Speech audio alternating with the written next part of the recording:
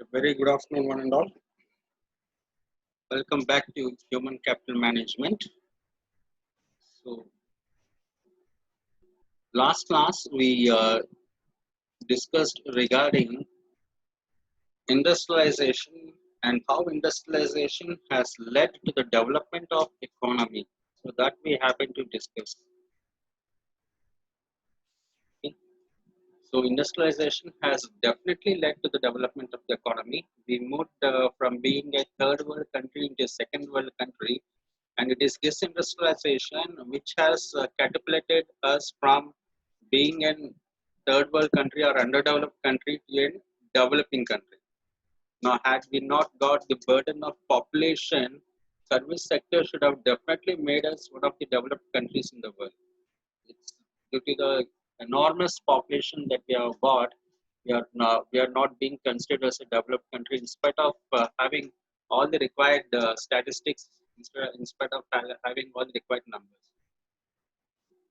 So when we look how what has made India to become an developing country or how industrialization has led to the development of economy, we see industrialization had led to the increase in per capita income, right? They were increasing per capita income has increased due to industrialization, which again helped people to come out of that particular cycle of poverty and vicious cycle of poverty, and then head towards living a very better life, a very good life. Quality of life has drastically increased thanks to the increase in per capita income. Similarly, in terms of the trade, also because of the rapid industrialization, our contribution to the international trade also drastically increased. So we trade with number of countries in the world. We do both the imports and exports. Though we are primarily import-driven country, our exports are also doing very good. And similar, and industrialization also had led to high level of investment. Initially in the 1960s, when we had this particular steel plants, fertilizer plants, chemical plants being set up with the government of India. Now we had them as a joint venture, and we had the technology given by the developed countries like Russia, Germany, United States, Japan. Now those particular countries happen to share their technology, and that's how investments, high level of investments, led to into our country. And this high level of investment translated into the generation of employment. Lakhs of jobs were being created, thousands of jobs were being created in the public sector. And this generation of employment again led to the rise in per capita income. And finally, industrialization has contributed to the development of science and technology in our country. So this is one area which has been immensely been benefited by industrialization. Now, due to the development of science and technology, today India is being called at one point of time in the early 2000, from 2000 later onwards, India was called as the IT destination of the world. From being the IT destination of the world, now when we entered into the second decade of the 20th century, from 2010 to 2020, that particular part of the period, now we are being nicknamed as the technological hub. We are being called as the R&D destination of the world, R&D hub of the world, research and development. Thanks to the development of science and technology, which has made us the innovation hub or R&D hub of the world. In today's class, having discussed those particular things in the previous class, in today's class, we shall discuss regarding socio-economic relevance of labor problems in the current changing scenario. That's the title of today's class. So when we look at the labor problems are many, and to a large extent, various governments at various stages have been working hard to satisfy labor, have been working hard to overcome the labor problems, right? Basically, these labor problems, they are faced by wage earners and employers. Now, they problems like cutting the wages for various reasons, including increased technology or desire for lower cost to stay in the business. Now, because of these particular problems, generally labor problems do arise. And it's not just whenever a labor problem arises, it is not just confined to that particular industry, but in fact, it happens to impact the society also, right? Various whenever we have this particular labor problems, they call for a dharna, they call for a strike, and it's going to impact the day-to-day life of the society. Okay, so labor problems are visible, labor problems are very much real, and labor problems generally happen. The reason for our labor problems is one is like falling living standards for wage laborers, and at the same time poor working conditions and regularization of contract labor or regularization of outsourcing labor. These are some of the major reasons for our labor problems in India. So let us look at the some of the reasons which have led to the labor problems. One of the prominent reason for labor problem in India happens to be wages, right? Wages is one of the prominent. Even though we have number of acts covering this particular wages, we still are uh, we still need to improve this particular wages, because still a large section of the population which are dependent on the wages are still living under the poverty line, or they are still above the poverty line in the lower class, in the lower segment of the class. Right now, what do we mean by wages? Wages here include fees, commissions, or salaries. There are a set of people who are dependent on commissions, and large chunk of people are dependent on this particular salaries. And sometimes these wages in India, they are paid weekly, or they are paid fortnightly, or they are paid monthly. Right? Fortnightly is like for every 15 days. Right? Not it's like bi-monthly. Okay, and it's a fact that wages in India are very low. Now, since this particular wages in India are low, that's the reason India has become the outsourcing hub of the world. Because in the other parts of the developing economy, in the other parts of the developed world, the wages happen to be very high. So the cost factor is shooting up. So in order to decrease this particular cost, now that's the reason they happen to look towards in India, right? The human resource accounting, when we do this HRA, human resource accounting, the cost of the labor is very high in the developed countries. When it comes to India, the cost of the labor is relatively very low, right? So when we do a thorough analysis of the cost of living, real earning, and so on, so then we may know the real plight of the workers. Now, whether it's really low or not. Now, but when we look at the people around us, especially those particular set of people who are dependent on wages, now that definitely shows that wages are still being very less.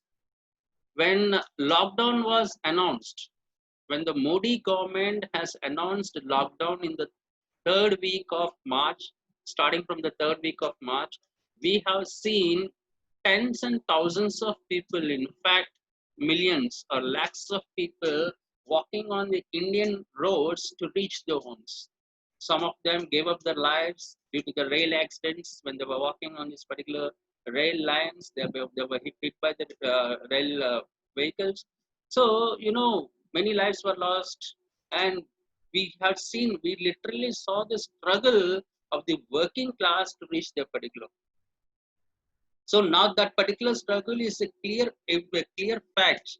Now that particular struggle which we have seen with our own eyes through various media, now it literally tells us that the wages is a problematic part in India. It's a genuine problem. Wage is a genuine problem, right? So that happens after independence. Government of India happens to pass this Minimum Wages Act. Okay, Government of India happened to pass the Minimum Wages Act, but that particular Minimum Wages Act caters only to the basic needs, doesn't go beyond this particular basic. At present in India, there are three different views. The employer association is trying to fix a wage which is equivalent to subsistence wage, and the workers unions, the trade unions are they are striving for a living wage, while government is considering a middle way approach for fixing a fair wage. Right now, subsistence wage is that particular wage which takes care of our basic minimum needs. And what workers are asking is for a living wage, basic minimum needs plus some extra amount for their savings for the future, right? And government is trying for this particular fair wage. Now let us look at the scenario in India practically today. Wages in India, I mean, this is on the upper end, at the maximum end. Wages in India is expected to reach 356 rupees per day towards the end of 2020. But now, because we have this particular COVID-19 problem, this may not happen. Wages may not touch 356. But had COVID-19 not come, this virus not spread and affected our economy, by 2020 and by the December 2020, wages in India should have touched 356 rupees per day. Now, this is according to the Trading Economics Global Macro Models. And similarly, in the long term, by 2021, there is 356 should have become 372 rupees per day. And by 2022, it should have become 397 rupees per day, right? So when we look at this particular models, we find that wage has been increasing by over 20 rupees. Now that particular 20 rupees will take care of the inflation that we are facing in our economy. At the other end, this is one side of the coin. This is the bright side. 356 rupees per day by end of 2020 is the bright side. Towards the other end of the coin, okay, this is the organized sector. In the unorganized sector, where there is no supervision, and these particular people are dependent on the mercy of the employer. In that particular place, when we look at here, the wage is expected to reach 178 rupees per day by the end of 2020, right? It is according to the same organization, Trading Economics Global Macro Models and Analysis. And at the by 2021, they were expecting it to increase to 190 rupees. So when we look at this particular wages, it definitely is a problem. The second aspect is the unionism. All right. Now, this particular trade unionism has been very important because trade unionism is meant for protecting the workers from the exploitation of the employer. Right? It is meant for protecting the worker from the exploitation of the employer. That is what this particular trade union is meant for. So, this particular trade unions should not be seen as an opposition of the government, but they should be seen as a responsible for fighting for the workers' rights, right? Now, sometimes the trade unions, most of the time, trade unions exist to oppose exploitation in various industries. It can be a factory, it can be a banking and insurance company, it can be a government bureaucracies, it can be university campuses also, research institutions. So, we have got a diverse set of body. It's not just confined to only to the manufacturing sector. Apart from the manufacturing sector, even the services also we have this particular unions being applicable, right? So wherever we find to see this exploitation, unions stand up to fight against the exploitation by those particular organizations. And some organizations in general are economically and politically, they are more exploitative than the other organizations. And trade unions here have a number of methods to handle them for protecting the workers against inequality and ensuring that there is an equal distribution of economic gain and this particular political power. So when we look at this trade unionism, Narendra Modi government after 2014, they happened to bring certain changes into this particular union. Previously, without power, any 7 people could form a union. And with power, the number was like 50 people should be there. In those organizations which are manufacturing using power, we need 50 people. And those organizations which are into manufacturing without power, say for example, bakery, right? Now bakery where they make the sweets and bread. Now that organization, they are employing 10 people, they can have a union there because there are more than 70. Now government of India has passed a legislation in 2018 saying that we'll have to bring this particular number from 7 people or 10 people, bring this particular number all the way to 100. So in order to form a union, we should have 100 employees. Now, that's what the government happened to suggest. And at the same time, and a number of organization, number of trade unions should be kept. Right? Say, for example, there are 500 employees working in an organization. Today, there might be around 25 or 28 trade unions in that particular 500 employees who are working. Now, Government of India says that now the trade unions should not cross more than 10% of the population, right? Which means to say we cannot have more than 10 trade unions. Okay, so that's not possible.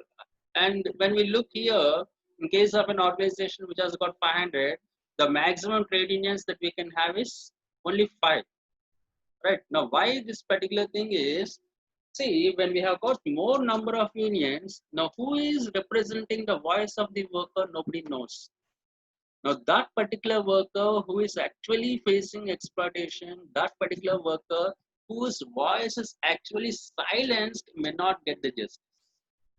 So it is better not to have number of unions, right? And it is better to have a minimum number, because this particular minimum number may amplify and may help the government listen to the voice of that particular employee who is being exploited. Right? Next is our employment security. So this is one particular area which has been one of the trade union problem here. When we look at this particular employment security, number of organizations in India are slowly moving towards privatization. Now, almost all the government employees in India, they're having this particular fear that one fine day, in India, we may not find something called as a government organization. We will find only private organization. And that is 100% true. 100% true, right? Our population and our citizens of the country, our citizens of the society, they are very much concerned with religion, they're very much concerned with politics and other things. But the real things that concern the economy, these people turn always a deaf ear, these people always turn a blind eye. All right. Not many students in our class, we have got a strength of 540 people. Among this particular 540 people, not many people know that BPCL has been privatized. Bharat Petroleum Corporation Limited is no longer a government organization. It's no longer a government petroleum company. Now it has been a government is trying to sell that particular thing and turn it into a private thing. Similarly, in all the government organization, we have it, government is trying to decrease its stake. So government of India has set up, now much to the Narendra Modi government, in the previous Congress government only, government of India has set up a separate department called Department of Disinvestment. Right, like we have the Ministry of Railways, we have Ministry of Finance, Ministry of Home Affairs. Similarly, we have Ministry of Disinvestment. And the job of this particular ministry is to sell government stake in public sector and public sector undertaking organizations to the private parties.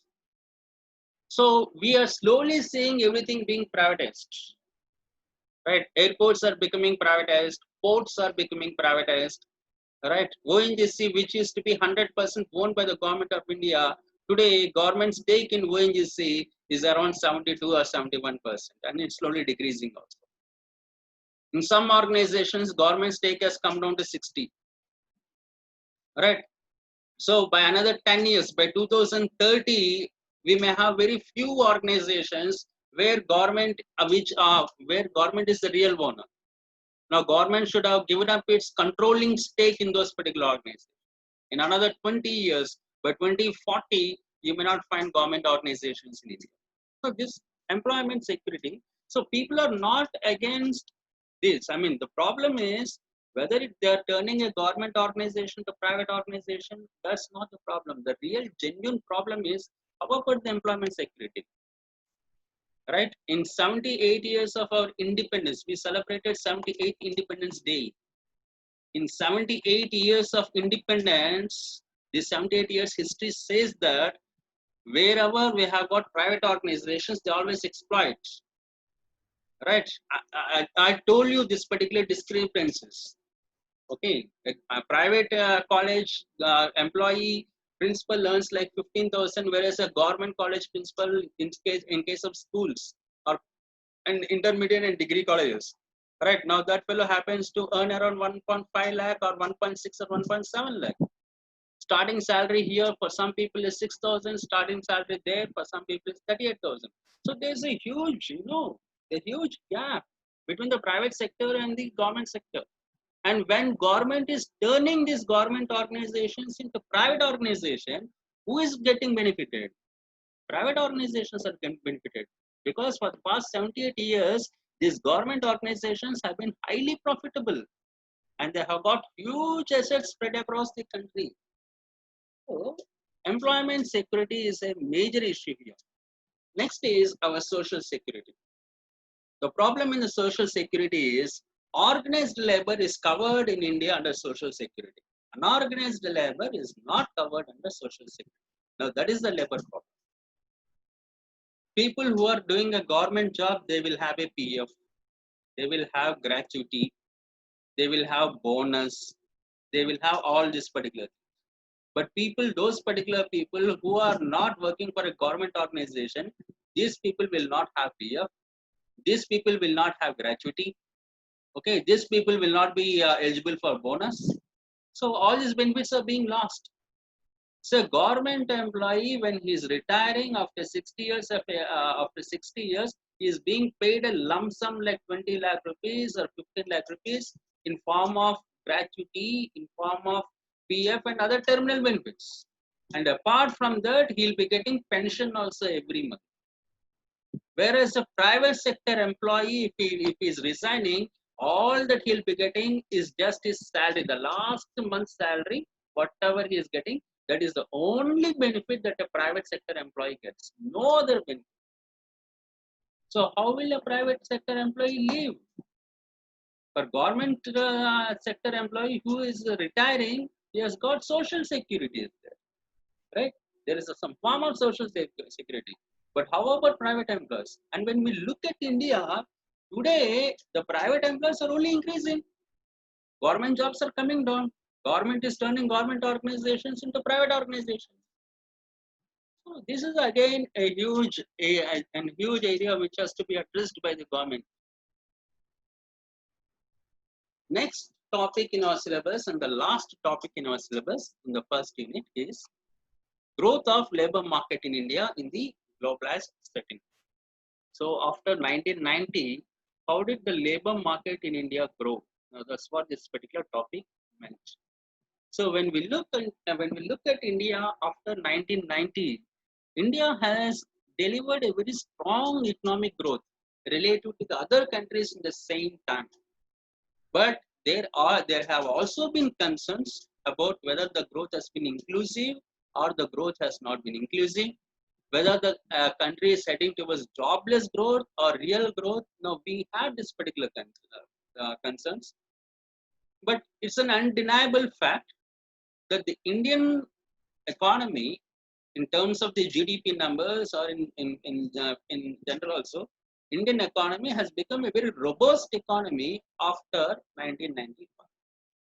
So when we look from the data of India's Labor Bureau, a government entity, right? When we look at the government statistics on the number of jobs that are being created, right? So we happen to see annually 2 million jobs, right? 2 million in the sense 20 lakh. 1 million is 10 lakh. 2 million is 20 lakh. So annually 20 lakh jobs are being created in India after 1991, right? And the working population, the working age of the population has grown by some 16 million every year. Okay, so here growth of the labor market, definitely the labor market has grown after globalization. After 1990, the labor market has definitely grown. So now let us articulate what extent it has grown. Right? I know, everybody knows after 1990 India's changed. India before 1990 and India after 1990 is completely different story. Right? So today in the urban areas, children are working, wife is working, husband is working, right? So entire family is working. Only those particular children who are below 16 years or 18 years, they are the only children who do not work, right? Almost all the children from 16 years or 18 years, they start working in the urban areas, places like Bangalore, Mumbai, Chennai, Hyderabad, and so on and so forth, right? So in light of that, let us see to what extent this particular employment has been generated. So when we look at some of the recent market trends, now before proceeding further, let us look at some of the recent labor trends in terms of the employment created due to globalization. So India's Labor Bureau has been releasing every now and then this particular figures. Now here we happen to take figures from 2013 to 2016, very recently, right? We are not talking about 10 years back. We are not talking about 20 years back, because globalization started 30 years back. So let us take the recent figures from 2013 to 2016. So when we look at this particular recent figures from 2013 to 2016, 2013, the Indian labor market, the job growth was just 1,50,000 jobs have come into the labor market in 2013. And when we move to 2016, from 1 lakh, 1.5 lakh, right, we moved to 4 lakh.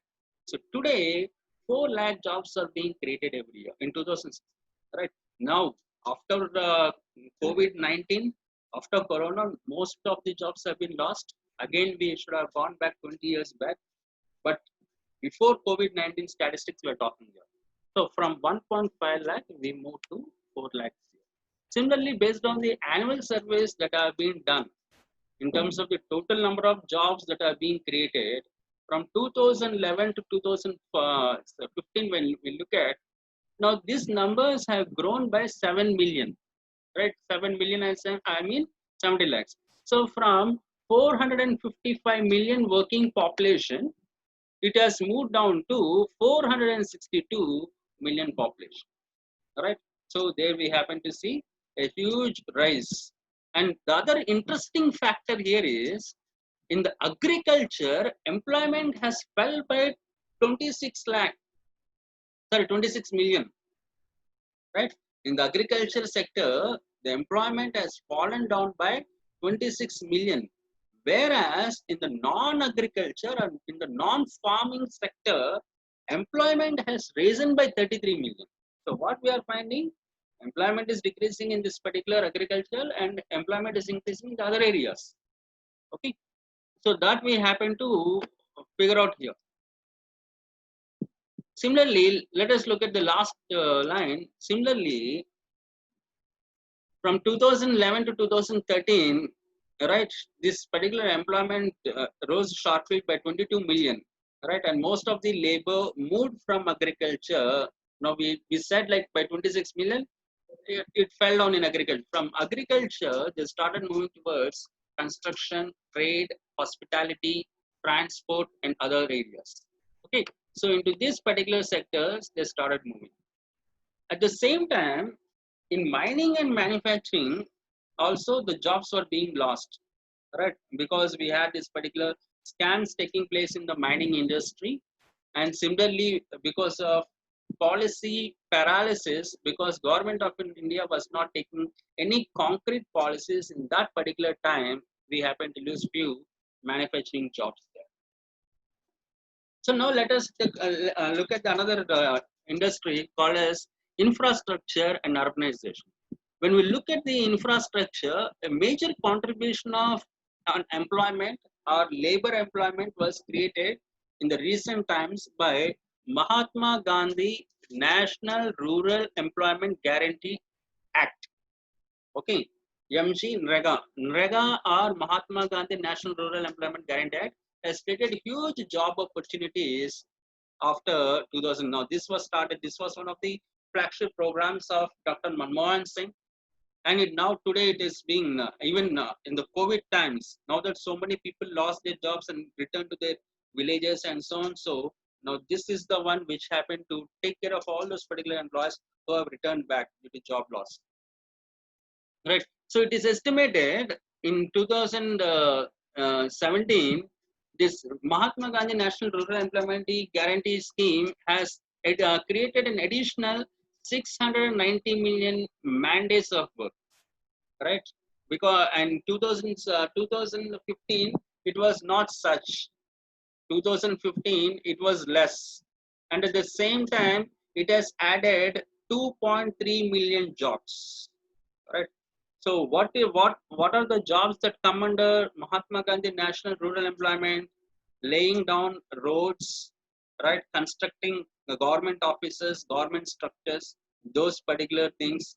Similarly, infrastructure, right? Back in the urban areas, we happen to see high-rise structures coming rapidly, right? Now, Vijayawada that you know in 2010 and Vijayawada that you know now is completely different, right? At least being a citizen of Vijayawada for a very long time, I know that. Okay. So 2010, we did not have this particular high-rise structures. 2010, we did not have this particular agricultural lands or farm lands turned into real estate. Now today, within a radius of 10 to 15 kilometers, all the farmlands in and around Vijayawada have been turned into real estate structures, and then we happen to see these high-rise structures. And between Vijayawada and Guntur, you have townships like Singapore Township coming multi-storied buildings, like 20-storied buildings or 30-storied buildings, right? So multi-storied buildings coming out there. So huge rapid urbanization is taking place, and we are creating millions of jobs here in this particular sector. Similarly, in case of the automation and knowledge intensive workers, IT sector also contributed to a large part of workforce. Right, IT sector has been growing at 6 to 6.7% since 2012. So when we take data from 2014 to 2017 data, now jobs have been created in BPO industry, one of the major and big industry, BPO industry and IT industry, right? So outsourcing sectors, here jobs have been created from 5.5 lakh to 6 lakh jobs have been, direct jobs have been created in that particular time from 2014 to 2017. And then they are expecting that another 2 million people will be working on the new technologies that are going to come, which are called as next generation technologies. So within 4 to 5 years, like from 2000, this data when it was taken, it was 17. They were talking about 2020 and 2023, 2024, right? The predictions were good, but unfortunately, the predictions we need to see how far they will be able to overcome this threat of COVID-19. Next, when we look at the new digital ecosystems and independent work, right? So many of the digitalization has rapidly enabled to creating number of jobs, right? Many people said like when digitalization comes, most people will be losing jobs. Now that did not happen in India. In India, digitalization has created number of job opportunities. Now take the case of Uber and Ola.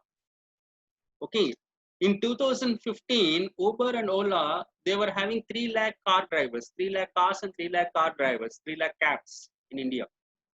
Now in 2 years span, they have increased by 4 lakh. From 3 lakh, now this particular number has shot down to 7 lakh, 7 lakh vehicles, 7 lakh drivers. Similarly, after 2015, now we have seen e-commerce giants like Amazon and Flipkart entering into the Indian market in a big way, right? Okay, so here, there again, our way of commerce has changed. People started moving to e-retailing, right? Now, e-retailing has also created number of jobs, especially e-retailing has created a lot of jobs in the logistics and transport industry, right? So here, this e-commerce has led to the growth of 40 to 50% per year from 2012 to 2016, right? From creating 20,000 jobs in 2012, it went on to creating 1 lakh jobs by 2016. Right? Now, this particular growth coming from e-commerce players. Similarly, this particular digital services, they also started creating employment opportunities in the banking sector. So today in the banking industry, especially in the finance industry, we have got a new set of organizations, a new set of self-employed people called as banking correspondents. And this particular banking correspondents in the financial sector have rapidly raised. In 2014, there were just 3,99,000 that went down to 6,37,000 in 2016. Now, who are these particular banking correspondents? You take a Paytm account. In Paytm, you create your own account. Then you'll have to give your thumb impression. So to give that particular thumb impression, you go to that particular point, or else that particular person will come to your home, take your thumb impression, and create a saving bank account in Paytm. Now that fellow who is taking your thumb impression and giving you that particular financial service is called a banking correspondent. Okay, that particular person is called as banking correspondent. Today, people instead of ATMs, they're also taking money. So you transfer your money from your credit card, from credit card to Paytm, and from Paytm you go to the banking correspondent. You give your thumb impression, and that fellow will give you your money, right? So you can translate your credit card into cash also using our banking correspondent. So there again we have seen. Similarly, entrepreneurship has also led to a major, has been one of the biggest contributor for employment, especially Mudra, micro units development and refinance agents. And because of this particular Mudra loans that Modi government has put a special thrust on Mudra loans in disbursing this particular Mudra loans, it has helped in creating work opportunities for 15 to 19 million people. The beneficiaries of Mudra loan have been 15 to 19 million people. And in the rural areas, this is again in the towns, tier 1 towns and tier 2 towns, and then in the satellite cities. In the rural areas, when we look into the NABARD, the SHG groups, self-help groups, we call them as Dwakra groups in our state.